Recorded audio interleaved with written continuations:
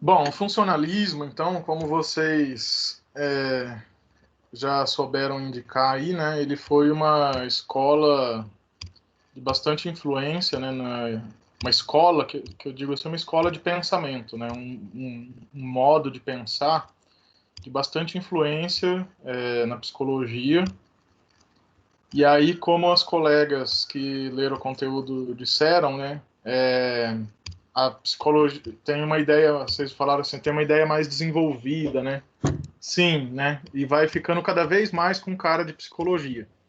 Tanto que é de psicologia como ciência, assim, né? Da psicologia vai ficando mais próximo do que a gente tem hoje como psicologia, né? Tanto que esse é o último conteúdo que a gente vê da unidade 2. E aí a próxima unidade são todas teorias que são válidas, né, até hoje, né? Elas são as escolas atuais, né, da psicologia, que vai ser a próxima unidade, que vai ser a psicanálise, o behaviorismo, behaviorismo também conhecido como comportamental, é, a psicologia humanista, a psicologia histórico-cultural, que no livro ele chama de sócio-histórica, a Gestalt, que foi uma escola bem importante, e tudo isso é na unidade, a próxima unidade. A próxima aula já começa com qual? Psicanálise, né? Se eu não me engano, deixa eu ver aqui no livro. Tem quase certeza. Ou é a Gestalt? Enfim. E aí, vocês. Nossa, meu computador tá acabando a bateria, peraí.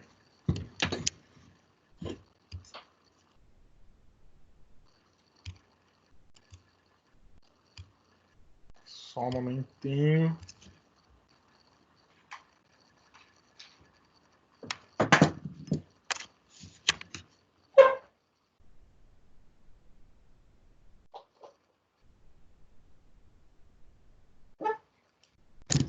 Pronto.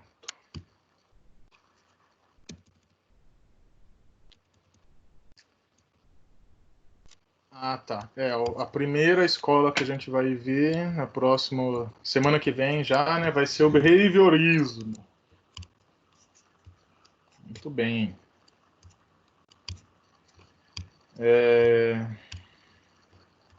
Bom, e todas essas escolas modernas aí atuais, né, que estão em vigência até hoje, né, são consideradas científicas, os psicólogos atuam,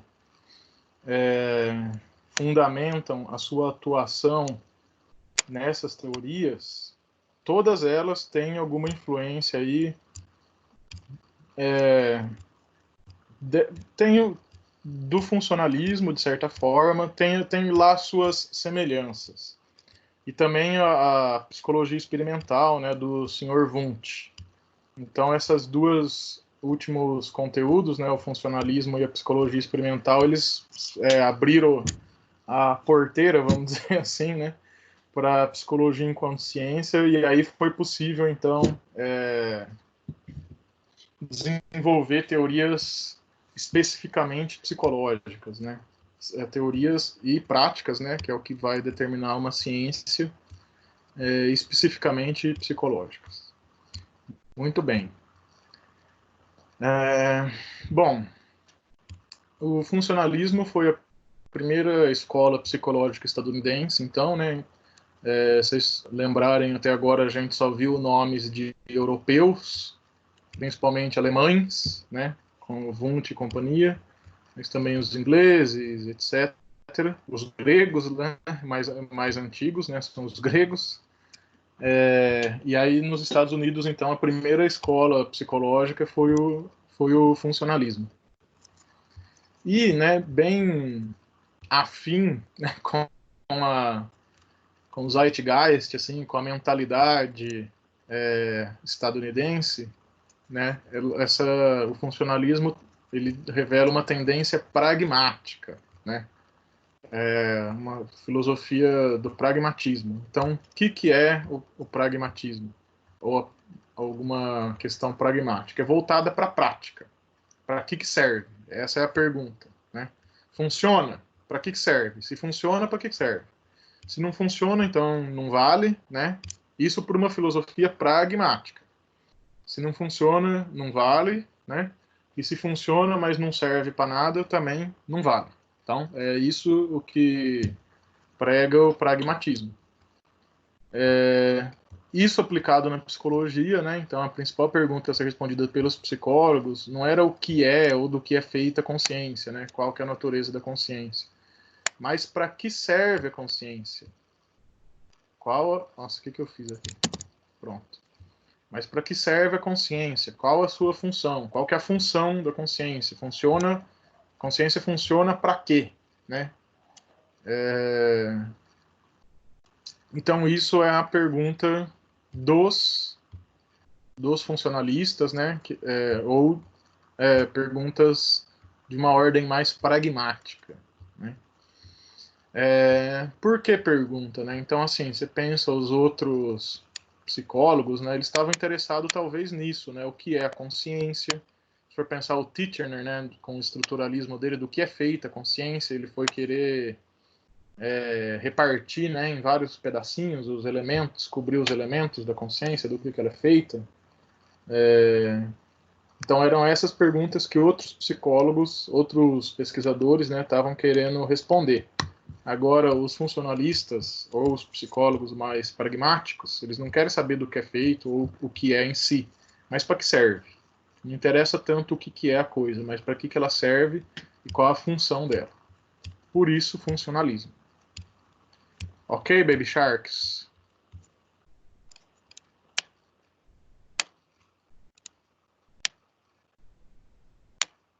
Baby Sharks, estão me ouvindo?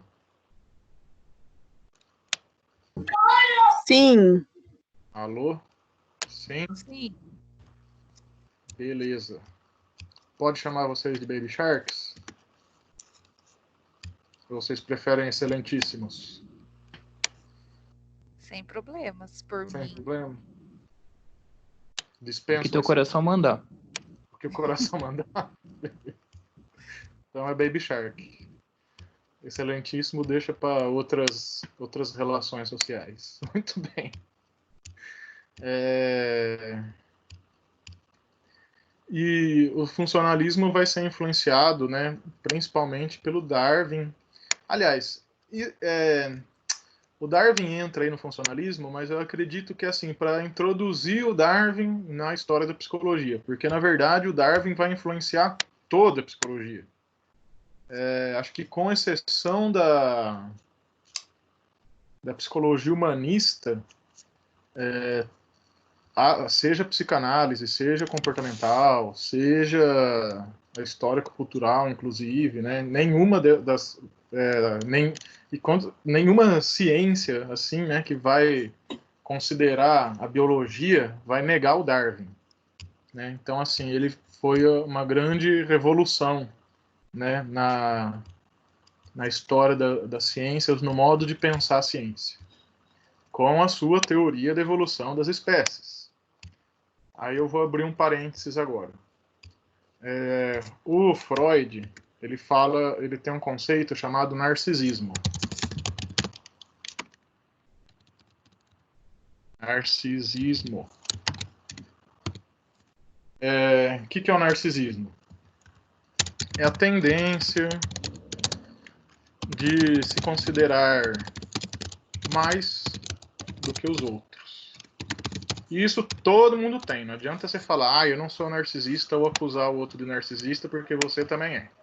Faz parte do nosso psiquismo isso. Então, se considerar o quê? Mais importante, mais bonito, mais inteligente,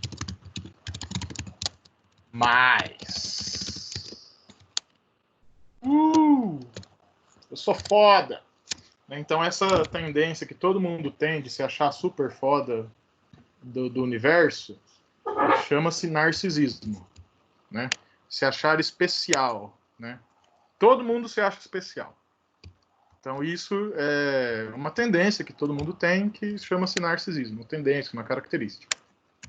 Aí o Freud diz que a humanidade sofreu 3 grandes golpes no narcisismo.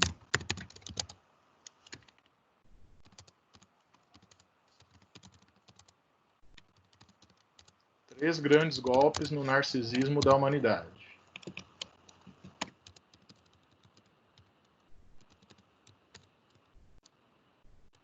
Qual foi o primeiro? O primeiro foi lá no Renascimento, o Copérnico. Por quê? Qual foi o golpe que o Copérnico deu no narcisismo da humanidade? A partir do Copérnico, o homem deixa de ser o centro do universo. Porque antes dele, simplesmente, o planeta Terra era o centro do universo. Na mentalidade, né, antes do Copérnico, o planeta Terra era o único planeta do universo, o ser humano, então, era um ser super especial, né? Esse era o planeta mais especial de todos, e assim, todo o universo girava em torno da Terra e, portanto, do ser humano, né? O Copérnico vai mostrar que não, que nós somos apenas um pedacinho de pedra rodando no espaço entre milhões de outros pedaços de pedra, gás e etc, etc, do que é composto o universo. Então, o ser humano começa a baixar a bola, né, a partir daí. Foi o primeiro grande golpe no narcisismo. O segundo grande golpe foi quem deu, né, segundo Freud, foi o Darwin. Porque ele deixa de ser uma criatura especial. Esse segundo golpe do Darwin aí foi tão dolorido que até hoje tem muita gente que nega, né, que não considera os achados do Darwin. Inclusive, hoje em dia, século XXI, gente, vai ter um bando de sei lá o quê, que vai negar até o primeiro grande golpe do narcisismo. Acho que são muito narcisistas, né? Não admite a realidade, acha que são especiais além da conta. Que é o quê? São os terraplanistas, né? Os terraplanistas, eles negam que o planeta Terra é um globo que flutua em volta de outro globo, junto com outros globos, que está rodando um monte de globos aí, numa galáxia, que é apenas uma galáxia entre milhões de galáxias, que são apenas um conglomerado entre milhões de outros conglomerados, né? Então, assim, a gente é bem pequenininho no universo, né? Bem pequenininho. Aí o Darwin dá o segundo grande golpe, né? O homem deixa de ser uma criatura especial. Porque, né, a partir do Darwin, a gente vai compreender que o mesmo processo pelo qual passou todas as espécies no planeta Terra, seja vegetal, animal, seja qualquer categoria biológica, todos passaram pelo mesmo processo, que é a evolução, né? E todos, né, toda a vida na Terra muda, está sujeita à extinção, inclusive a nossa espécie está sujeita. Nossa espécie é tão magnífica que acho que vai chegar na extinção graças à própria ação no mundo, né? Se não mudar rápido o modo como trata o planeta. Então esse foi o segundo grande golpe no narcisismo da humanidade, que foi o Darwin, né? O homem deixa de ser uma criatura especial e passa a ser um animal como todos os outros animais. Darwin prova isso. E por último, quem? O próprio Freud, né? Que ele vai falar que o homem deixa de ser senhor de sua própria casa. Por quê? Porque aí o Freud mostra a existência do inconsciente.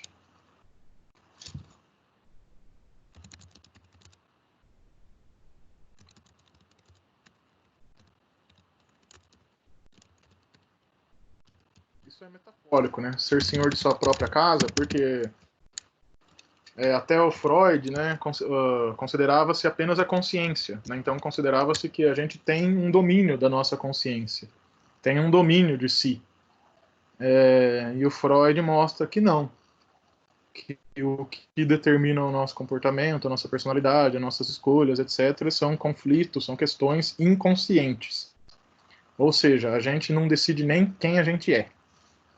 Muito bem. Que duro ouvir essas coisas, né? Se não fosse verdade, estava bom. Pena que é. Bom, certo, gente? Eu não vou cobrar isso em nenhum lugar dos 3 grandes golpes do narcisismo, enfim, mas vocês entendem esse ponto?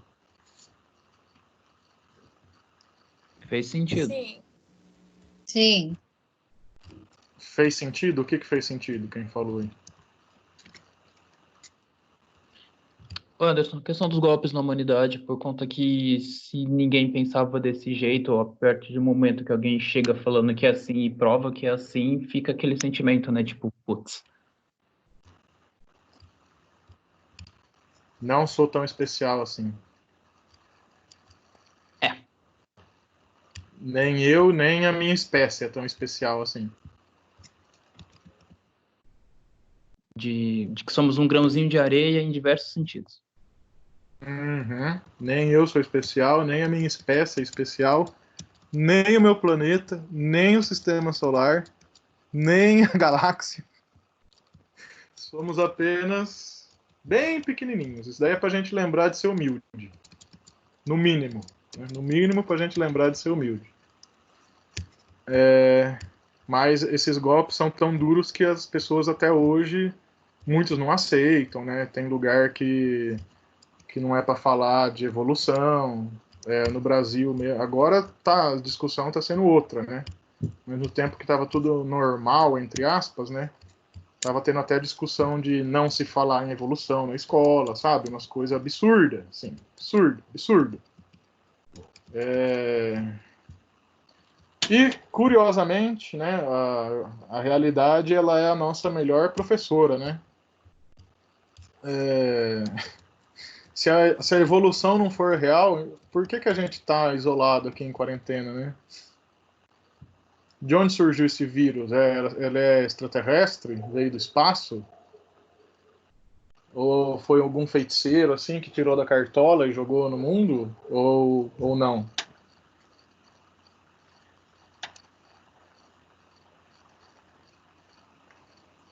Esse vírus que está matando as pessoas, por que ele está matando todo mundo? Quer dizer, não todo mundo, mas tem uma taxa de letalidade. Por que ninguém, a maioria das pessoas fica doente quando pega, seja esse vírus, seja qualquer outro vírus? Alguém saberia me dizer?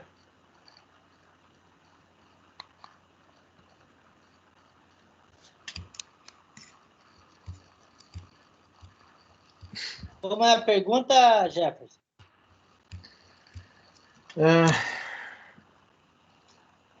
Por que a gente está ficando doente com esse vírus, né? De onde que ele veio? Veio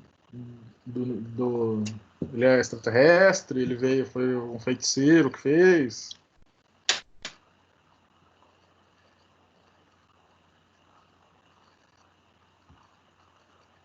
Se Isso é fosse um os vírus. filósofos antigos, eu diria que seria uma maldição lá dos deuses, né?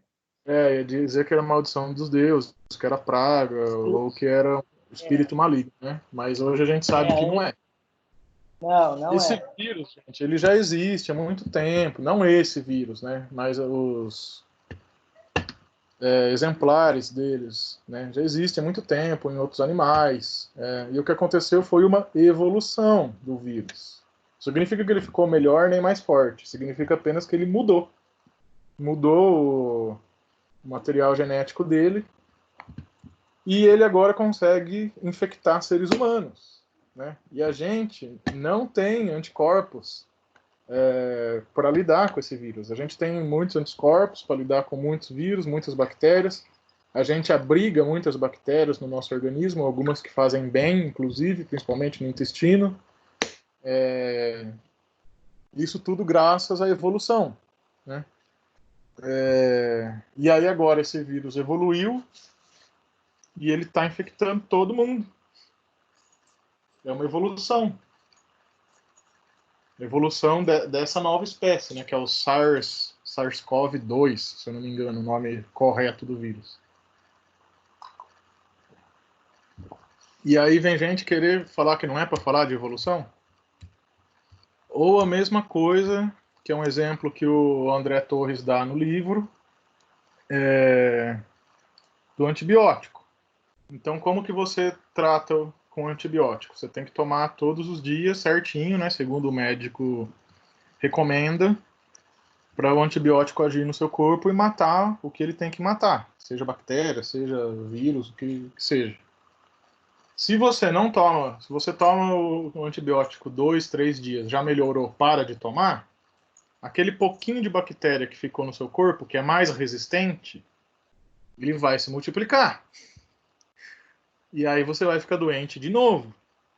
E aí você vai ter que tomar um antibiótico mais forte. Então, isso é o mecanismo da evolução. Né? Qual que é a teoria do Darwin, né? Da evolução das espécies? Que acontecem modificações, né, ou mutações genéticas de uma maneira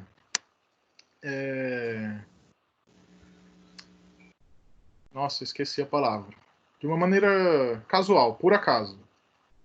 As modificações, as mutações genéticas acontecem o tempo inteiro. Em nós, nos outros organismos, nas bactérias, nas plantas. Quando as células se multiplicam, elas têm essa possibilidade de sofrer alguma mutação. Quando essa mutação... Então, o organismo sofreu alguma mutação e beleza. E aí, se ele sobrevive, ele transmite essa mutação aos seus descendentes. Então, esse novo descendente vai nascer com uma mutação a mais, né? Vai nascer modificado. E se esses descendentes sobreviverem, né, graças a essa mutação, eles vão passar para os seus próximos descendentes e assim vai, acontecendo novas mutações, etc. E entre tantas mutações que pode acontecer mutações que vão destruir a vida, né? Por exemplo, o câncer é uma mutação maligna, né? Que destrói a vida. Quanto podem acontecer mutações que facilitam a adaptação do organismo, né, ou da espécie ao ambiente. Então, esses organismos mais adaptados ao ambiente, né, são mais passíveis de transmitir a sua genética, né, para os seus descendentes, e é assim, inclusive, que se criam as novas espécies, né? Não tendo mutações, essas mutações vão sendo transmitidas. Se esses indivíduos sobrevivem, né, se adaptam ao ambiente, eles vão continuar transmitindo a sua genética até não se adaptar mais, né? Aí, no momento que não se adapta mais ao ambiente, entra em extinção, acabou aquela espécie.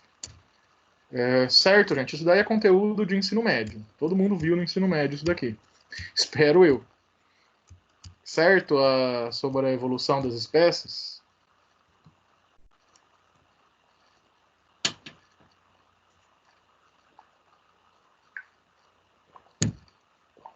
Ou não? Certo. Certo. Bom, então, perpetuação ou surgimento de novas espécies depende da adaptação dessas ao ambiente. Uma nova espécie, se ela se adapta ao ambiente, ela sobrevive. Se ela não se adapta ao ambiente, ela morre, entra em extinção. Esse vírus aí, o SARS-CoV-2, ele se adaptou muito bem a um ambiente especial chamado corpo humano. Se adaptou bem demais, né? E é por isso que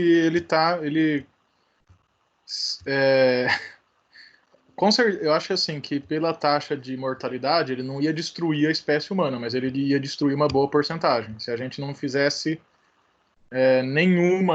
não tomasse nenhuma atitude, assim, né? Eu não vi quantas mortes no mundo tem ainda, mas olha, eu acho que vai dar, sei lá, com certeza vai passar de 1 milhão. E se for ver 1 milhão para a espécie humana, não é muita coisa, né? Mas é bastante gente, né? Se for pensar a totalidade da espécie humana, a gente tem mais de 7 bilhões no mundo, né? 1 milhão não é uma porcentagem assim tão, né, grande, levando em conta a espécie inteira. Mas você levar em conta o valor absoluto, assim, né, de pessoas, é muita gente, né? Pensa que é uma cidade de Campinas inteira, ou cinco Americanas, 5 Santa Bárbara. É bastante gente. E assim, 1 hora, mesmo se não fosse feito nada, né, se não tivesse feito o isolamento, 1 hora aqueles que sobreviverem, né, portanto conseguirem se adaptar ao vírus que vem do ambiente, iriam produzir anticorpos, e aí, uma vez que esses anticorpos também iam ser produzidos por outros seres humanos e tal, esse vírus já não ia mais causar um problema num segundo momento, né? Mas isso é daqui a alguns anos ainda. Por enquanto ele está causando bastante problema. Vocês conseguem ver a relação? Eu estou usando o vírus de exemplo porque é uma coisa que a gente está vivendo agora, assim. Mas isso tudo está no Darwin, tá? Que foi a teoria dele de 200 anos atrás. E que é válida, assim. Vocês conseguem ver essa relação? Da evolução com o vírus, com a nossa espécie, a nossa relação com esse vírus, a partir da evolução?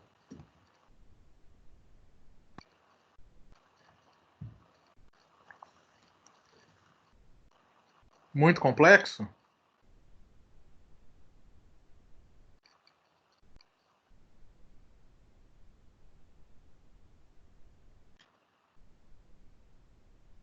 Alô? Alô?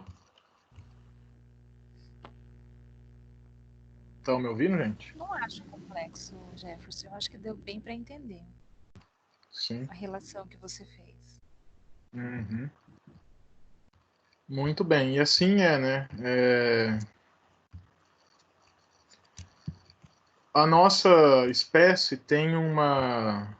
Então, assim, a nossa espécie tem uma função, né, adaptativa com o ambiente, que é a inteligência. Então, assim, todos os outros animais... Ah, a Cleo já viu essa aula segunda-feira. Ah, não vale, hein, Cleo? Mas é sempre Aí, bom ouvir de novo, Jefferson. então, tá bom. Então, assim, todas as outras espécies, né, animais, algumas modificam o ambiente, mas assim, elas se servem do ambiente. A nossa espécie é a única que tem uma função adaptativa, que é a inteligência, né, que foi sendo desenvolvida durante milhares, talvez milhões de anos, até chegar no ponto que a gente está hoje, que a nossa espécie ela modifica o ambiente. Então é uma estratégia evolutiva. Então, ao invés de necessariamente você se adaptar ao ambiente, você faz com que o ambiente se adapte às suas necessidades. Isso só o ser humano consegue. Então pensa, nos países do hemisfério norte, faz muito, muito, muito frio. Os seres humanos, organismos se adaptaram, assim, evoluíram num ponto de aguentar o frio? Ou não? Anda descalço, pelado na neve, assim, ou não? Não. Não, né? O que nossos amigos lá do hemisfério norte fazem? Quando neva?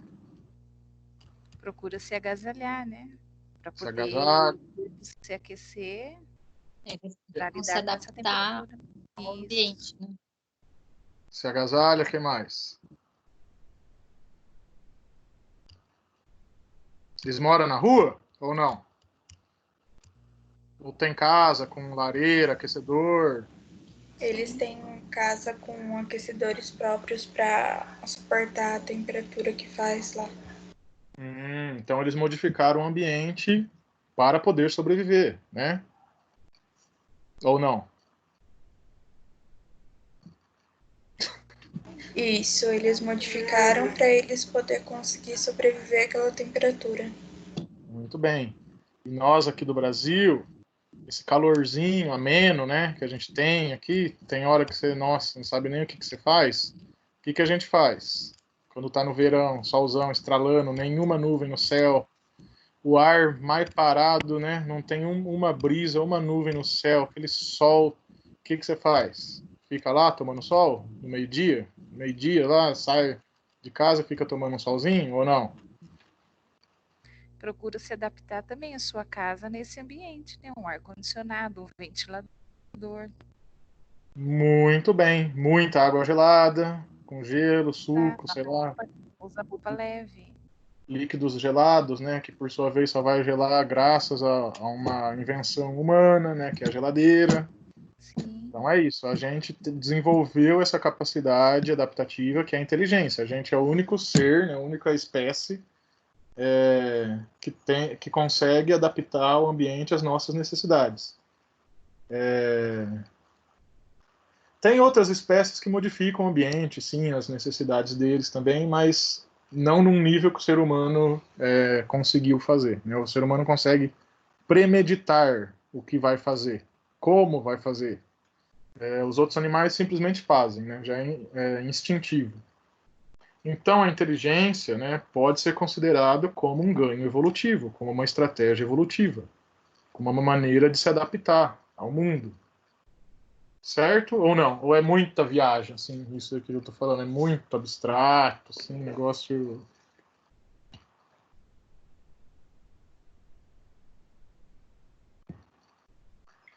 Negócio fora da realidade.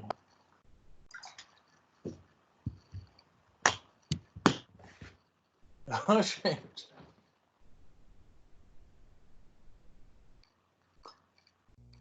não acho que é muito fora da realidade. É isso aí mesmo que você falou. certo. Tô falando assim porque, não sei, talvez alguém não entendeu, quer que isso fala de novo. Tá tudo bem?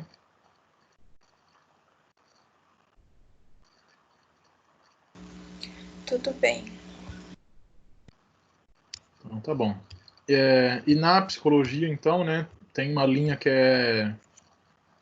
Essa linha, ela é bem estadunidense mesmo, é muito forte lá nos Estados Unidos, que é a psicologia evolutiva. Tem pesquisadores no Brasil também que adotam essa linha da psicologia evolutiva, mas ela é forte, assim, bem forte nos Estados Unidos. Que vai entender, então, a psicologia a partir de um ponto de vista adaptativo, vai entender os comportamentos, as emoções, as personalidades, etc., de um ponto de vista adaptativo, né? Já que essa é a teoria básica do Darwin, né? Que as espécies lançam mão de estratégias adaptativas para sobreviver. Certo? Quem não se adapta é extinto, se extingue. Certo? Posso avançar? Sim, Então, beleza. Pode. Então, nesse sentido, né, temos aí o William James, que é um estadunidense. Ah, gente, eu falo estadunidense porque não é americano. Americano somos nós. Sul-americanos, que seja, nós somos americanos. Quem nasce nos Estados Unidos é estadunidense, por mais que eles digam que eles são americanos. Eles são, mas nós também somos, né? Então, assim, eu vou falar sempre, quando eu falar dos Estados Unidos, eu vou falar estadunidense.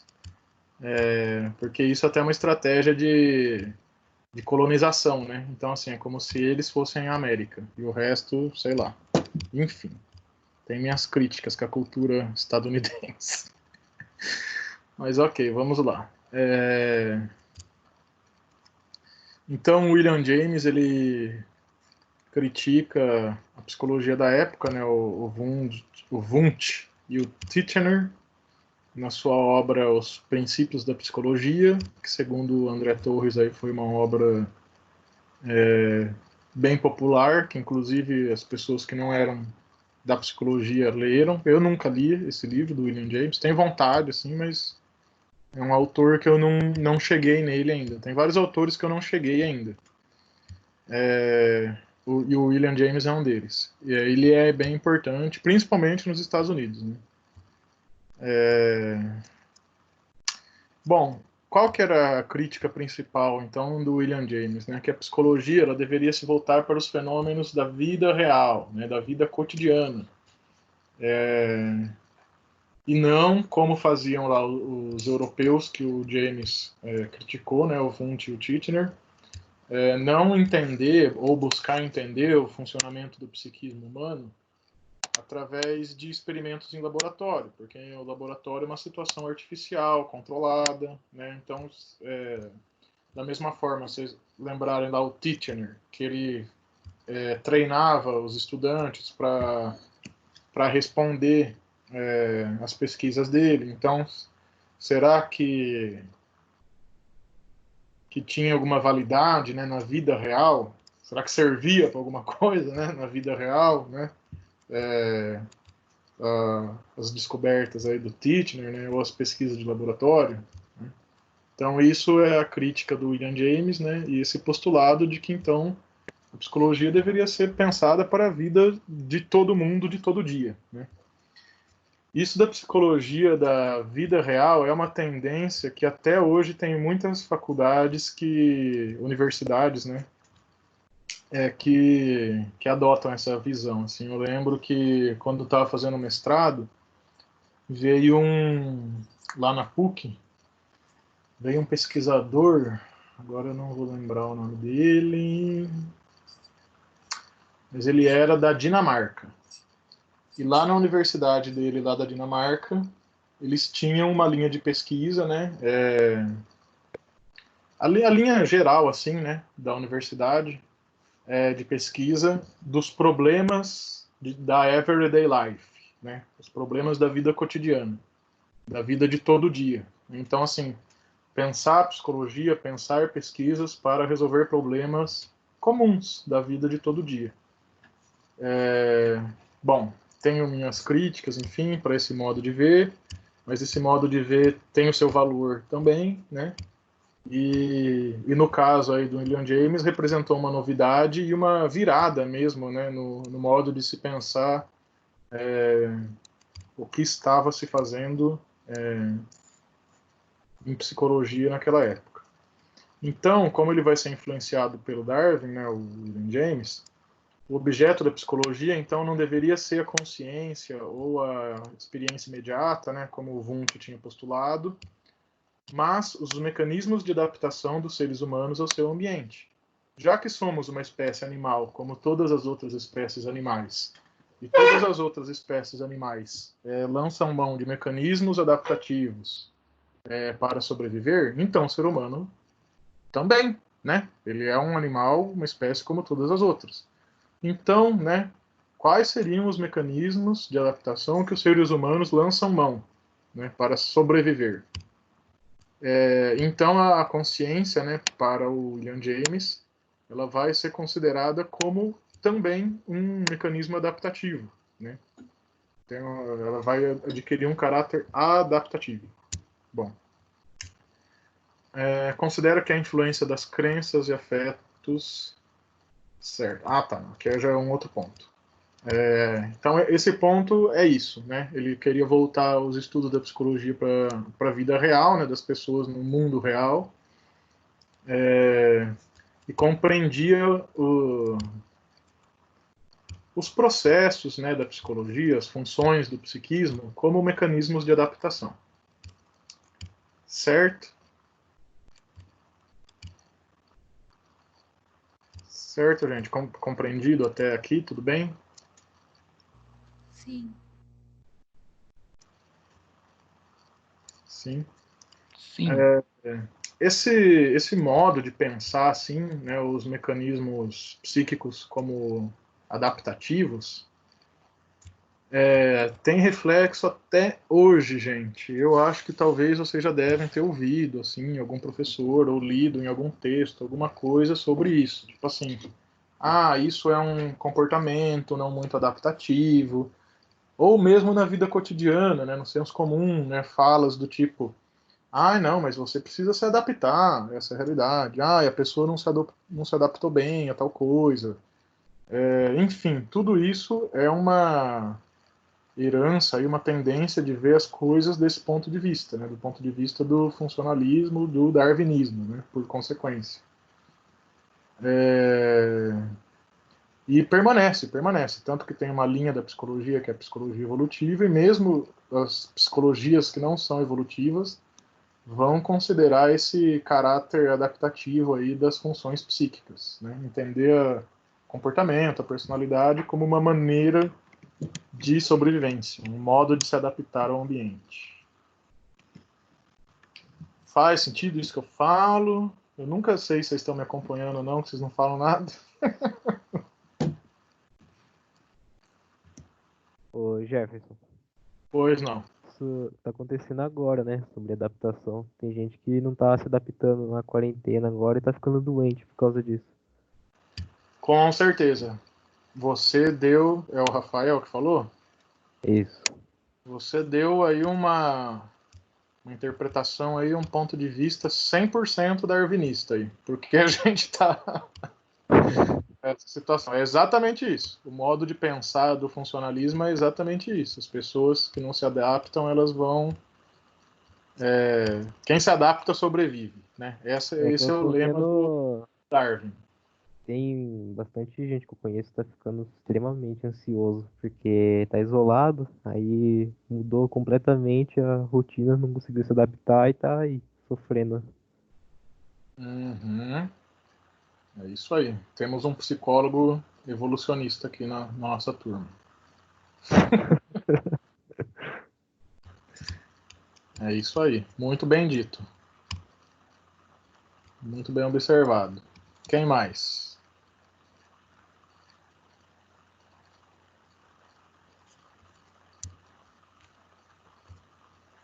Posso avançar?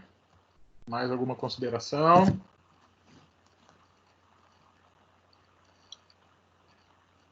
Não?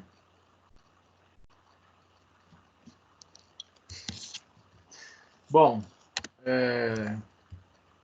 então o James, né, além dessas características dele, ele considera, e aí, gente, aí agora, a partir disso, assim, nenhuma outra linha, nenhuma teoria da psicologia vai negar isso daqui, né? Que existe uma influência das crenças e da afetividade, das emoções, né, na vida intelectual, então nos pensamentos, na racionalidade, na formação de conceitos. Então, o modo como as pessoas conceituam, significam o mundo, a realidade, não é 100% racional, né, mas tem uma carga imensa das crenças e da afetividade, né? E isso é psicologia. Essa é a contribuição da psicologia para o pensamento da humanidade mesmo. Assim, né? Só se chega nesse ponto, nessa compreensão, né, a partir da psicologia.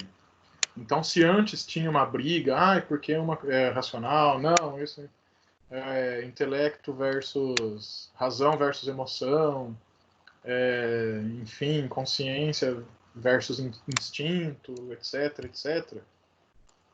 A partir do funcionalismo e aí até hoje, né, considera-se que sim, que as crenças, os afetos, a nossa vida emocional é extremamente interligada, inseparável da nossa vida racional, da nossa vida intelectual, da formação de conceitos, do modo como a gente vê, interpreta e age no mundo também, né, por consequência.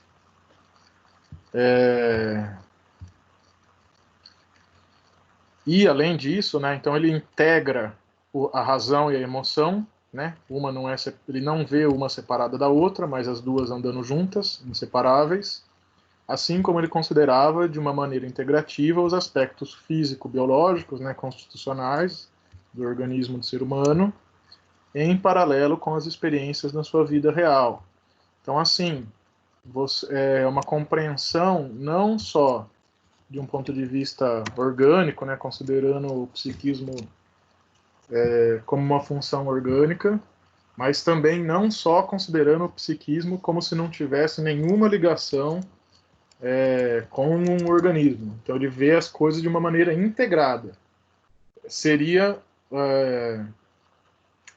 uma reatualização aí, uma atualização, vamos dizer assim, da ideia do paralelismo psicofísico. Lembram do paralelismo psicofísico?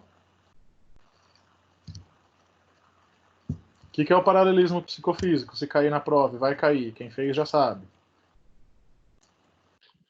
Que coisas que acontecem na cabeça pode refletir no corpo e vice-versa.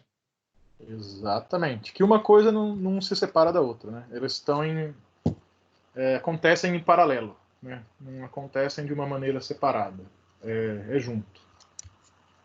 Muito bem, senhor Anderson. Só o Anderson vai acertar essa pergunta aí. Posso ir para o próximo slide? Tem alguma questão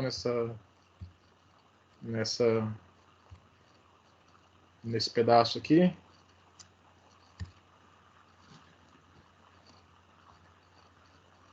Ô, Jefferson, a visão dele entra naquela parte de compreensão romântica, né, ou não? Boa pergunta, Anderson. Eu não vou saber dizer para você. Ele vai falar. Acho que sim.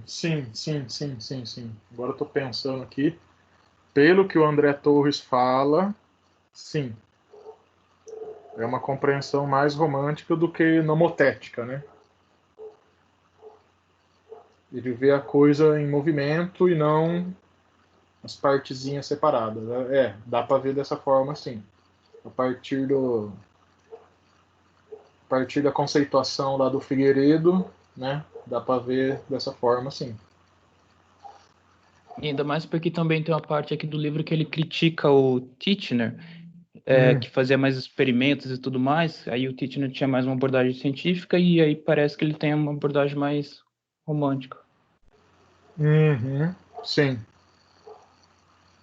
Dá para fazer essa separação, sim.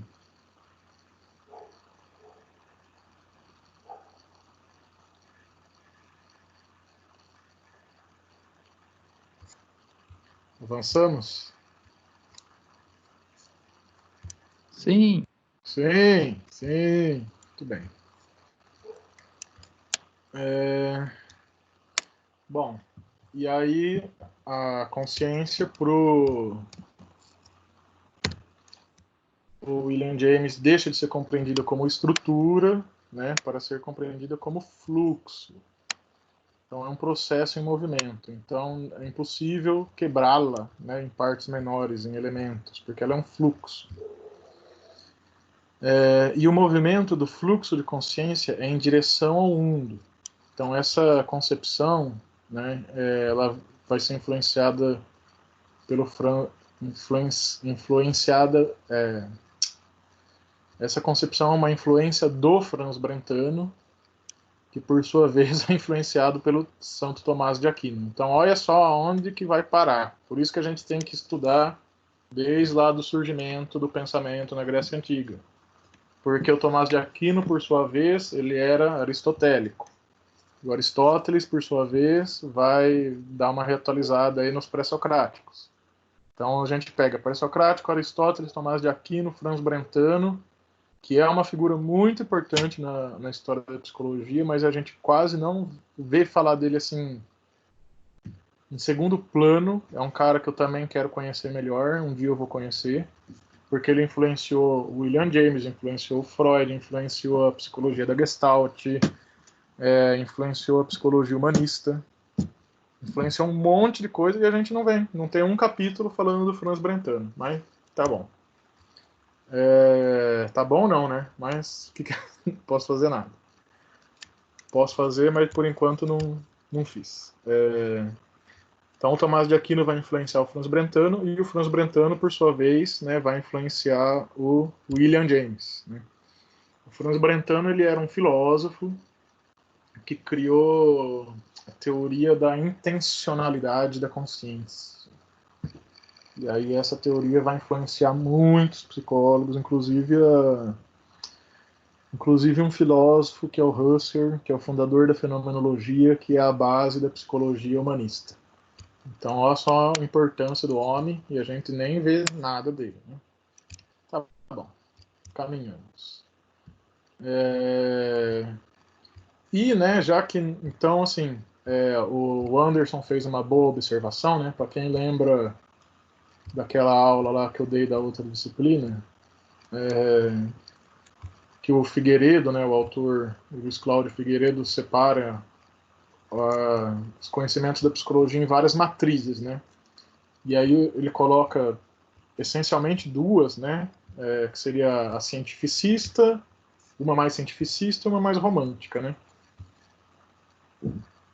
Então, até agora, né? Se a gente for ver no século XIX, desde a psicofísica, a psicologia experimental, etc., até o próprio nascimento da psicologia como ciência, né? Só foi possível considerá-la como ciência porque estava se adotando práticas cientificistas, né? E aí o William James vem na contramão, né? No lado oposto aí do pêndulo, né? Colocando, não dá para quebrar a consciência em partes menores, a gente tem que considerá-la como fluxo. Então, se ela é fluxo, ela é movimento. Isso, né? Quão antigo não é isso, né? Se a gente pensar lá no Heráclito, né? Que é outra questão que vai cair na prova. O que o Heráclito dizia? Essa vai cair, que eu lembro que eu coloquei ela. Sobre o fluxo. O que tem a ver fluxo com Heráclito? Já dei até a resposta, já.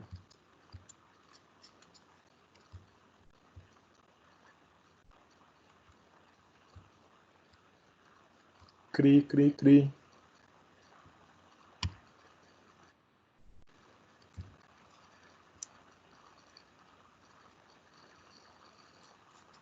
Heráclito, fluxo. Nada?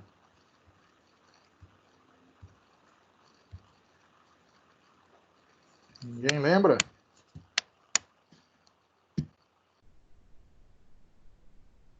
Era aquela de que tudo tá em constante transformação, tipo, você não pode entrar no mesmo rio duas vezes, porque o rio não vai ser o mesmo e você também não vai ser o mesmo. Muito bem, exatamente. Então, olha só quão antiga já é essa ideia do fluxo. E se você não consegue entrar duas vezes no mesmo rio, então é difícil você generalizar, né, as características da consciência. Então, se é difícil generalizar, o William James, né, e o funcionalismo vai considerar amplamente as subjetividades e as diferenças individuais, né, porque ele não está tão interessado em chegar em leis gerais como são as psicologias mais cientificistas, né, como são os caras que ele estava criticando, né. Bom, aí ele vai também postular. Tá tudo bem até aqui, gente? A ideia da consciência como fluxo e não como estrutura. Esse fluxo de consciência em direção ao mundo, a gente está sempre se conscientizando do mundo cada vez mais. Tudo bem até aqui ou não? Ninguém responde nem sim nem não. Tudo bem. Ainda bem que agora eu tenho mais uma companheira, a Tatiane, que ela estava quietinha, agora hoje ela resolveu falar. Muito obrigado.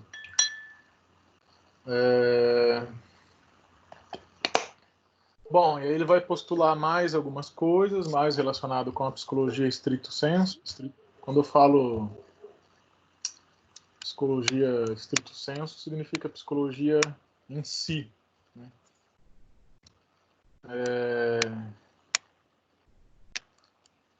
Que é o quê? Questões relacionadas com o psiquismo, com a personalidade, etc. Com o modo de funcionar das pessoas. Então ele vai diferenciar entre os comportamentos entre hábitos, que são automáticos, né, entre aspas, que a gente faz sem nem perceber, sem se dar conta, e escolha, que as escolhas elas são voluntárias e conscientes. Aqui eu já falei, né, que o pragmatismo importa mais o que funciona na prática do que explicações teóricas. E aí ele vai também diferenciar que existem 3 instâncias do eu, né? Aí isso daqui é o que eu coloquei, o self ou o ser, né? Então, o self significa um eu mais profundo, mais amplo, né? Para além do nosso eu cotidiano, assim. Ou, dito de outra forma, o ser, né? A ideia de um ser mais amplo. E aí o James, né, vai ser o primeiro que vai quebrar, vamos dizer assim, entre aspas, o eu, né? Que vai identificar que existe talvez... como que eu posso dizer? Mais do que um centro de demanda, de controle da nossa personalidade, né? Então ele vai colocar que existe um eu material, que envolve o que é pessoal, íntimo e corporal, talvez esteja relacionado mais ao corpo, ao organismo. Existe a vida privada, talvez também, né? O eu material. O eu social, contextualizado de acordo com as pessoas e lugares. Então tem um eu que você mostra para as pessoas e tem um eu que só você vê, né? Ou não? Ou tudo que você mostra para as pessoas?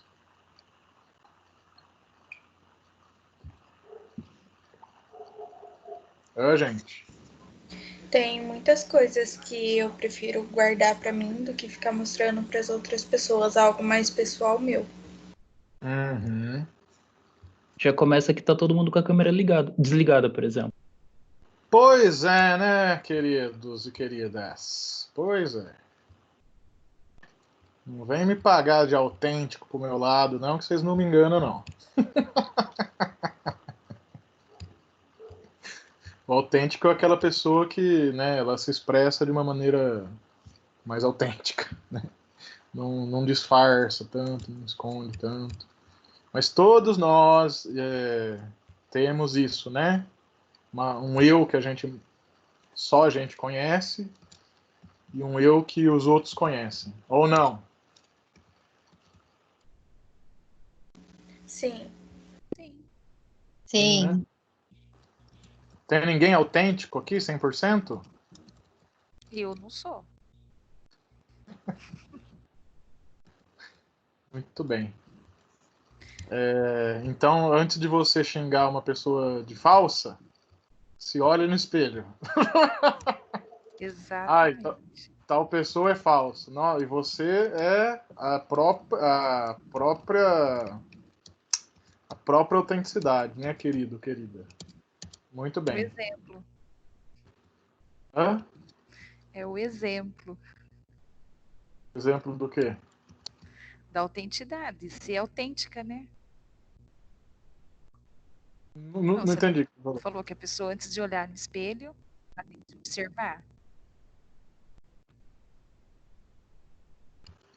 Cléo, seu microfone cortou um pouco. Ai, tá horrível minha internet hoje, Jefferson. Já saí fora 2 vezes. Tá horrível hoje. Acho que ela tá vironizando só. Isso. Você tá ironizando? Fala de novo, quem sabe vai agora. Sim, igual você comentou, né? Que as pessoas não olham no espelho, tem que olhar no espelho antes de criticar o outro. É isso que eu falei. Sim. Mas isso é o último lugar que as pessoas vão olhar, porque vocês aprenderam hoje o conceito de narcisismo, né? Sim. O único perfeito é o que tá na frente do espelho. O resto é só. O resto é resto.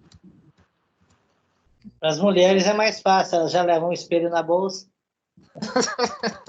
Nem todas, pode parar.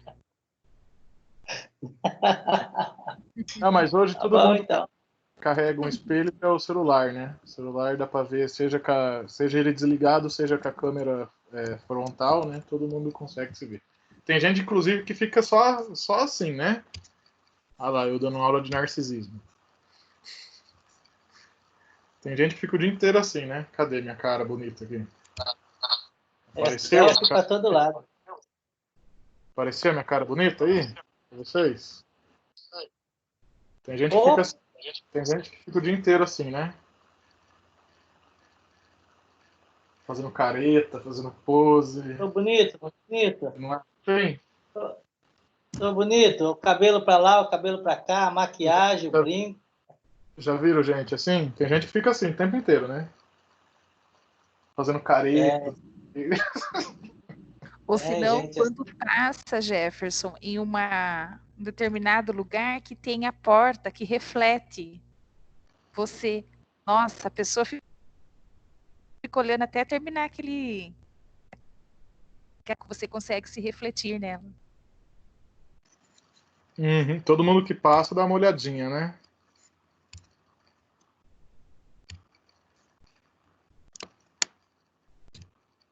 Muito bem.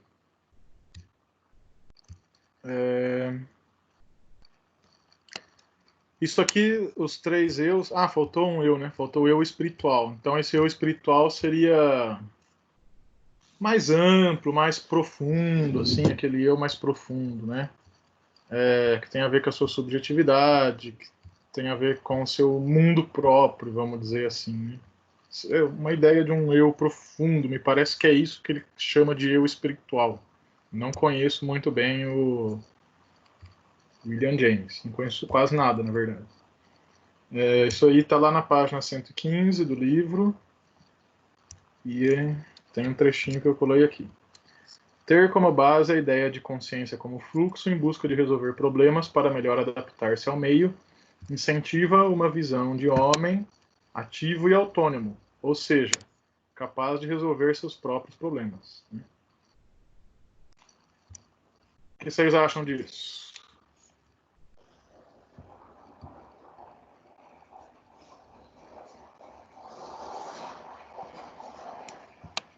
Alô? Alô? Todos nós, assim, de certa forma, a gente consegue resolver os nossos próprios problemas. Conte mais sobre isso. Por exemplo, se a gente está com fome, seria um problema. Então a gente iria até a cozinha e faria alguma coisa para comer. Isso a gente consegue resolver. Muito bem. Quem mais tem algo a acrescentar sobre esse trechinho aí?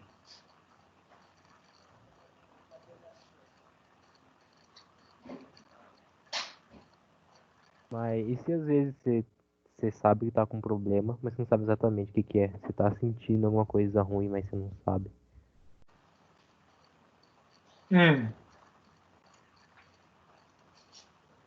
Vamos supor, Conte sei lá, mais. você tá chateado, você sabe que tá chateado, mas você não consegue identificar o porquê que você tá chateado.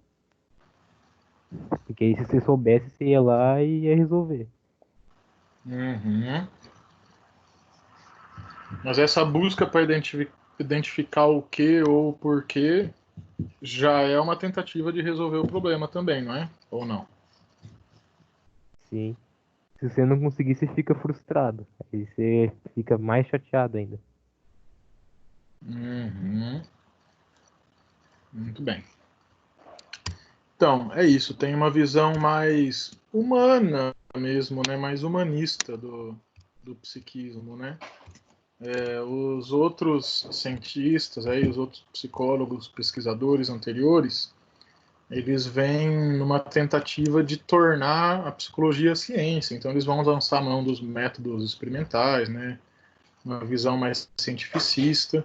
E aí o William James traz um aspecto mais humano mesmo, por um lado um pouquinho mais filosófico, mas por outro lado alia essa visão com a prática.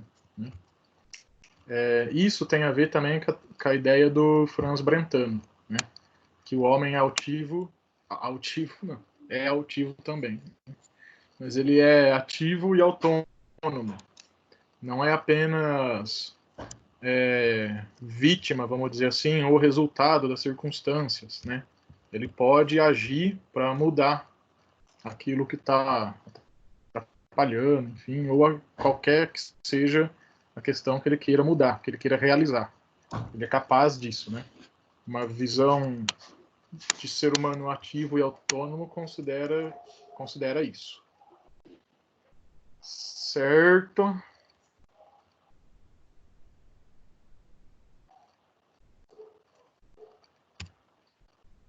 Certo ou incerto?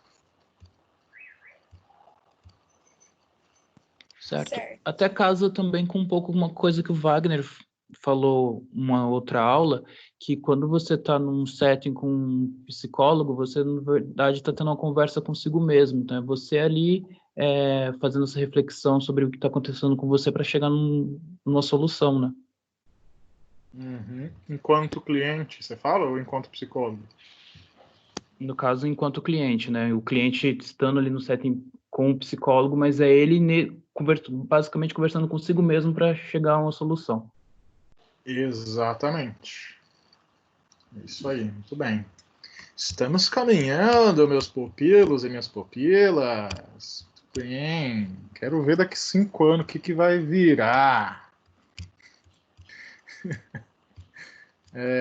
Muito bem, fico feliz. Pode avançar.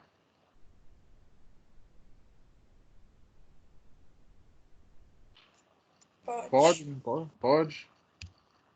Ninguém fala que não, né? Bom, então o funcionalismo em si, né, inspirado por James, foi criado e desenvolvido nas escolas de Chicago e Columbia, né? Então, assim, William James não criou o funcionalismo, ele inspirou a criação do funcionalismo, né? E o funcionalismo deu base para inúmeras práticas sociais psicológicas. Então, se antes do James a psicologia era um campo restrito de pesquisa universitária, né?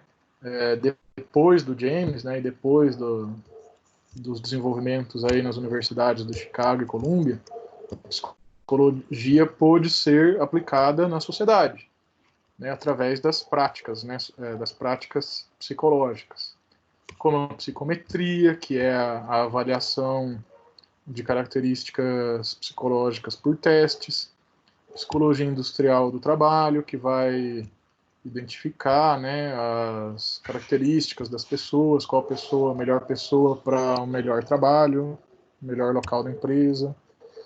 A publicidade, os conhecimentos da psicologia vão contribuir muito para a publicidade. A psicologia e publicidade nos Estados Unidos andam juntos, aí eu acho que praticamente desde a sua criação. Tem grandes teóricos aí da psicologia que foram trabalhar com marketing, isso nos Estados Unidos. A psicologia forense, então reconhecer características dos criminosos, características psicológicas de pessoas criminosas, potenciais criminosos, enfim. A própria psicoterapia, etc, etc, etc. Então, funcionalismo, assim, meio que ele contribuiu para trazer a psicologia para o mundo real, vamos dizer assim, para fora dos muros da universidade. Bom, aí fora isso, o André Torres traz 2 autores que, apesar de adotarem os princípios apesar não, né? Eles adotam os princípios do funcionalismo, desenvolveram pesquisas importantes, mas algum aspecto do desenvolvimento do pensamento, né, das teorias, das pesquisas desses pesquisadores acabaram sendo mal usados, não vou dizer nem mal interpretados. Eles foram bem interpretados e foram utilizados de uma maneira nefasta, né? Então, um dos exemplos é o Galton, né, o Francis Galton, que é primo do Darwin. Ele era um pesquisador da biologia também, descobriu a questão da impressão digital, que ela é única em todas as pessoas, né? Cada um tem a sua e é única. Mas esse cientista tão brilhante, ele foi o criador do conceito da eugenia. Então, o que é eugenia? Eugenia é a ideia que existe uma boa genética ou uma boa raça, que existe uma raça que é melhor do que a outra, ou que existem genéticas no ser humano que são melhores do que outras. Essa ideia de que existe uma raça ou uma genética melhor do que a outra acabou servindo de base para racismo, para segregação racial e, claro, inclusive para práticas genocidas como o nazismo. Por quê? O racismo vai considerar o quê? Que os brancos são superiores aos negros, então os negros devem ser segregados, eles podem, então, ser escravizados, né? E na ideia, porque são inferiores, segundo a eugenia. E no nazismo a mesma coisa. Então existiria uma raça pura superior, que seria o ariano, né? E todas as outras seriam inferiores e não teriam nem permissão, né, de existir, né? É isso que fez o Hitler e o nazismo com os milhões aí de mortos que o Hitler, não o Hitler, né, mas o Hitler e o nazismo matou. Inclusive o Hitler, ele foi eleito democraticamente, né? Então assim, às vezes o povo está numa situação tão alienada que acaba elegendo nazista, né, votando em nazista. Genocida. Genocida é o quê? A pessoa que mata muitas pessoas. Então, assim, o Hitler, ele fez guerra. Mas, às vezes, não precisa fazer guerra para matar milhares de pessoas, né? Às vezes, uma canetada, assim, pode contribuir para isso.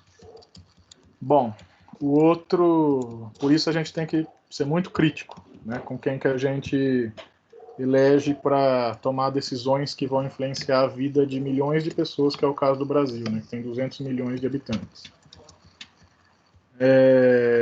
De preferência, não votar em nazista, né? De preferência. Bom, e tem o Herbert Spencer, que vai, então, né, criar essa ideia, outra ideia nefasta também, né? Que é o darwinismo social. O que é o darwinismo social? Então, se o Galton considera que existem raças, né, ou genéticas, indivíduos superiores, né, melhores do que outros, o Herbert Spencer, né, e o darwinismo social vai considerar que existem sociedades mais evoluídas. Então, como essas sociedades, existem sociedades mais evoluídas, elas teriam o direito natural de explorar outras sociedades, que seriam, entre aspas também, né, menos desenvolvidas e evoluídas. Claro que o Herbert Spencer não considerou que a sociedade dele era menos evoluída ou desenvolvida, né? É sempre a sociedade dos outros que vai ser menos evoluída, desenvolvida e que vai ser, então, alvo de exploração justificada, entre aspas, de novo, cientificamente. Então, assim, acho interessante o André Torres colocar esses dois exemplos negativos dos caminhos que a ciência pode tomar, para a gente ter sempre um raciocínio, um olhar crítico para a ciência. Porque a ciência, né, como vocês já devem ter percebido nessa disciplina, as verdades da ciência são sempre provisórias. Não é que nem a verdade da religião, que é eterna para sempre, né? As verdades da ciência são sempre provisórias. Então, o que talvez vale hoje, daqui a um tempo não vale mais, né? Então, isso serve para a gente manter um olhar crítico, inclusive para o que hoje é considerado verdade, para o que hoje é considerado válido, né? Aí é uma reflexão da psicologia social, né, que a gente tem que sempre perguntar para quem, para que e para quem serve aquele conhecimento. E a gente tem que se perguntar sobre nós também, a nossa prática. Para que e para quem eu estou servindo com o meu trabalho, né? Porque às vezes a gente pode estar servindo para questões nefastas e não está nem percebendo, simplesmente porque a gente não tem raciocínio crítico para observar certas coisas. Às vezes a gente está contribuindo com uma condição nefasta e não está nem percebendo. Então, por isso que a gente tem que ser bem crítico, assim, com as verdades que a gente aceita. Certo, gente? As verdades aí, entre aspas, né, claro. Certo? Certo. Algo a acrescentar?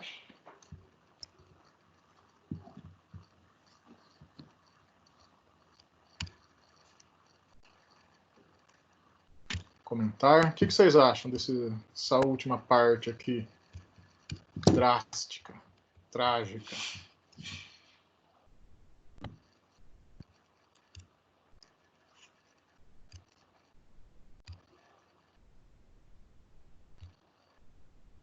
Alô?